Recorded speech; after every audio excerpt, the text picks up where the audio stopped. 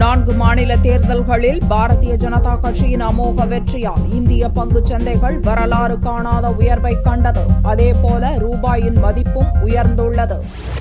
மத்திய பிரதேசம், சத்தீஸ்கர், ராஜஸ்தான் சட்டசபை தேர்தல்களில் அமோக வெற்றியை பெற்றுள்ள பாரதிய ஜனதா டெல்லி சட்டசபையிலும் அதிக இடங்களை பெற்ற தனிப்பெரும் கட்சியாக உருவெடுத்துள்ளது. கருத்து கணிப்புகளும் அதைத் தொடர்ந்து பாரதிய ஜனதா பெற்றுள்ள வெற்றியும் பங்குச் சந்தையில் பெரும் உற்சாகத்தை ஏற்படுத்தியுள்ளது. திங்களன்று மும்பை பங்குச் சந்தையில் சென்செக்ஸ் 487 புள்ளிகள் உயர்வை கண்டு 21,483 புள்ளிகளாக காணப்பட்டது. கடந்த நவம்பர் 3ஆம் தேதி 21,321 புள்ளிகளாக உயர்ந்ததே சென்செக்ஸ் வரலாற்றில் அதிகபட்ச அளவாக கருதப்பட்டது. திங்களன்று அதையும் தாண்டி 21,500 புள்ளிகளை நெருங்கியதன் மூலம் சென்செக்ஸ் மதிப்பு புதிய உச்சத்தை தொட்டுள்ளது.